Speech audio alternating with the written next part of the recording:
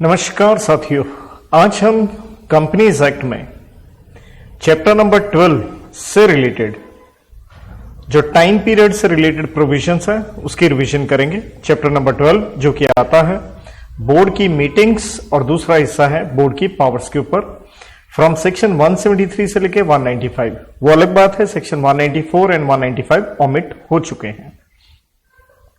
173 subsection 1 में हम पढ़ते हैं बोर्ड मीटिंग, पहली बोर्ड मीटिंग तो वो करनी होती है आपने 30 दिन के भीतर जब कंपनी का इनकॉर्पोरेशन हो गया, कंपनी के बनने में।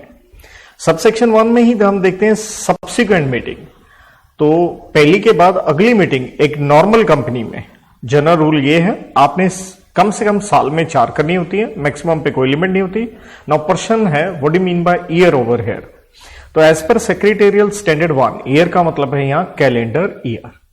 नंबर 2, आपने 2 बोर्ड मीटिंग के बीच में गैप जो है वो मैक्सिमम ज्यादा से ज्यादा जो आप गैप रख सकते हैं वो 120 दिन का रख सकते हैं। लेकिन सबसेक्शन 5 अगेन डील करता है सब्सिक्वेंट बोर्ड मीटिंग पे। लेकिन अगर आप क्या है, ओपीसी है, स्मॉल कंपनी है, डॉर्मेंट है या सेक्शन 8 कंपनी है या स्टार्टअप है, तो उनको करनी होती है कम से कम एक board meeting in each half of the calendar year. मतलब कैलेंडर ईयर में 2 कह लीजिए, लेकिन ईच हाफ में करनी है।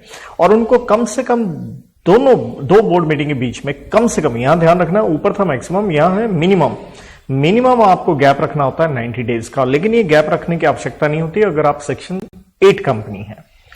देर आफ्टर सबसेक्शन 3 में हम पढ़ते हैं कि नोटिस जो देना है बोर्ड मीटिंग का वो कम से कम 7 दिन पहले आपने नोटिस देना है, ऑब्वियसली इन राइटिंग होता है। Subsection 2 read with rule number 3 हम पढ़ते हैं कि बोर्ड मीटिंग आप इलेक्ट्रॉनिक मीन्स से कर सकते हैं, जिसे हम कहते हैं वीडियो कॉन्फ्रेंसिंग या अदर ऑडियो विजुअल मीन्स से। तो रेड विद रूल नंबर 3 हम क्या देखते हैं कि भैया अगर कोई भी डायरेक्टर ये इलेक्ट्रॉनिक मोड से मीटिंग अटेंड करना चाहता है तो उसे अपनी इस इंटेंशन से रिलेटेड कंपनी को इंटीमेट करना होता है कि भैया कि मैं इस तरह से इलेक्ट्रॉनिक मोड से आ सकता हूं राइट। क्योंकि कोई जरूरी नहीं है आपको इंटीमेट करना, बट कर दीजिए आप। कब करना है? At the beginning of each calendar year. तो साल शुरू होने के समय आप बता दीजिए और वो वैलिड रहेगा 1 साल के लिए। तो एक तरह से एक कैलेंडर ईयर में आप बताते रहिए, 1 साल के लिए वो वैलिड रहेगा। इसके बाद अगर इस तरह से मीटिंग इलेक्ट्रॉनिक मोड से होती है तो मीटिंग के जो मिनट्स बनते हैं उसकी ड्राफ्ट कॉपी मेंबर्स को सर्कुलेट की जाती है। मेंबर्स का ऑब्वियसली यह मतलब हो गया बोर्ड मीटिंग है तो उसके सारे डायरेक्टर्स को हम क्या करेंगे, ये सर्कुलेट करेंगे। और ये सर्कुलेट करनी होती है हमें 15 दिन के भीतर जब हमारी बोर्ड मीटिंग होती है। तो 15 दिन के अंदर ड्राफ्ट मिनट्स आपने डायरेक्टर्स को क्या करने हैं, सर्कुलेट करने हैं। और वो कंफर्म करेंगे ये कि हाँ जी ये मिनट्स बिल्कुल सही हैं, तो एक्यूरेसी को वो कंफर्म करेंगे। और उन्हें करना होता है 7 दिन और रीजनेबल टाइम जो बोर्ड ने डिसाइड किया है। और इस दौरान अगर आप इंटीमेट नहीं करेंगे, कंफर्म नहीं करेंगे, हम मान लेंगे कि आपकी तरफ से वो प्रिज्यूम्ड कंफर्म्ड है।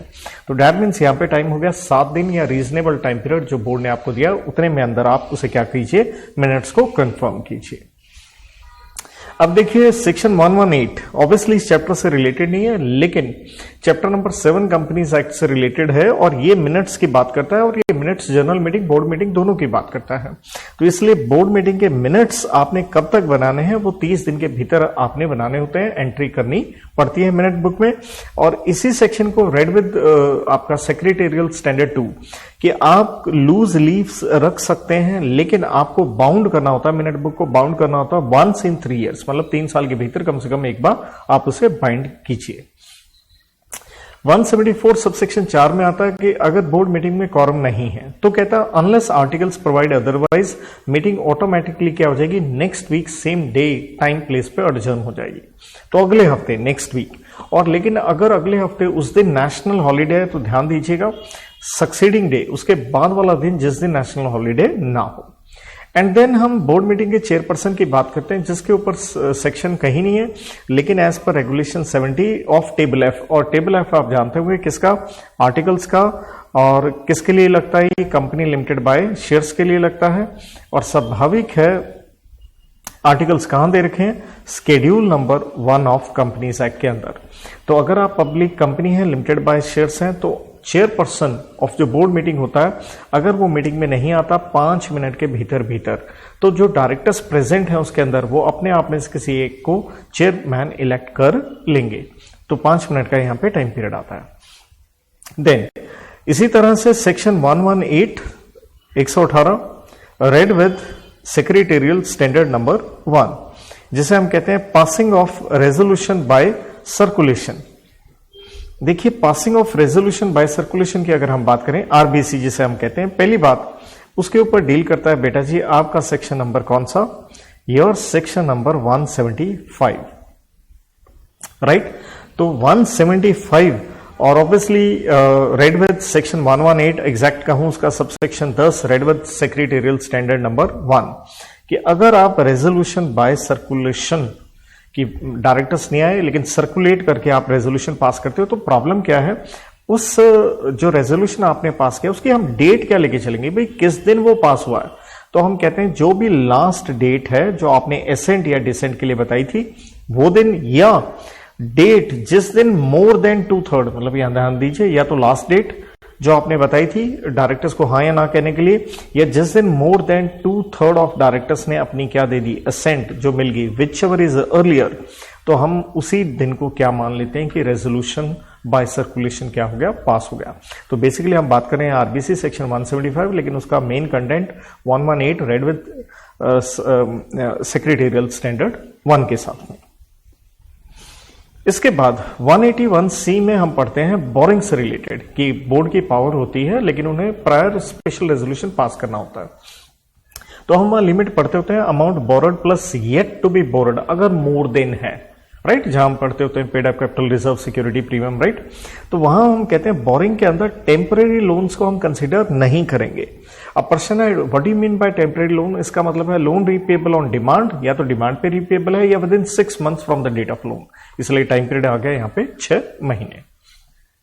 181 में हम कहते हैं कि भैया बोर्ड की पावर है वो डोनेट कर सकता है चैरिटेबल फंड या ऐसे किसी और फंड में पैसा दे सकते हो।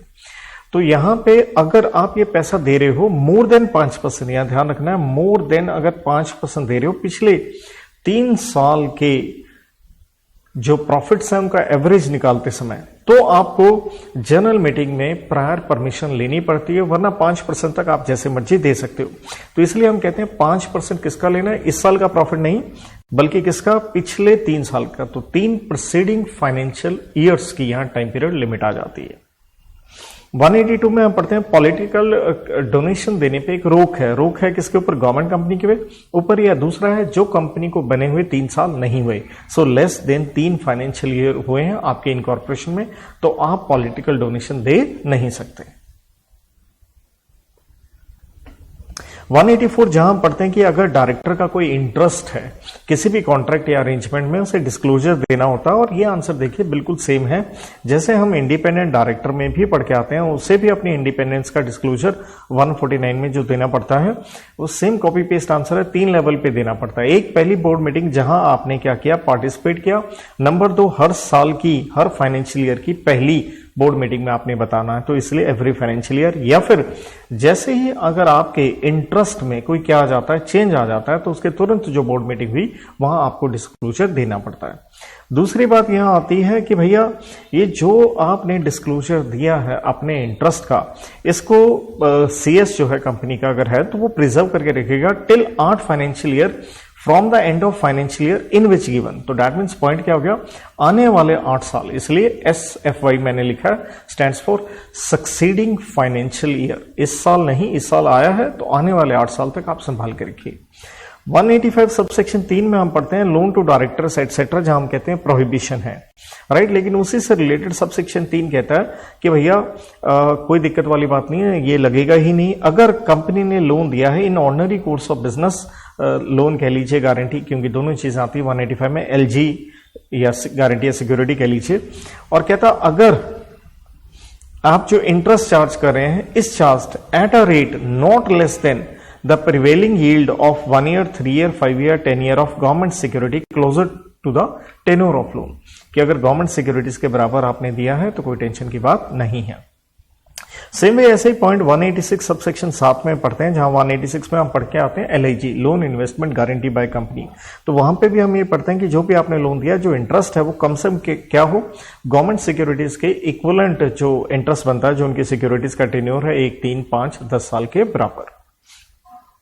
187 में हम पढ़ते हैं कि कंपनी अपनी इन्वेस्टमेंट अपने ही नाम पे करेगी या किसके नाम पे कर सकती है, अपने नॉमिनी के नाम पे कर सकती है।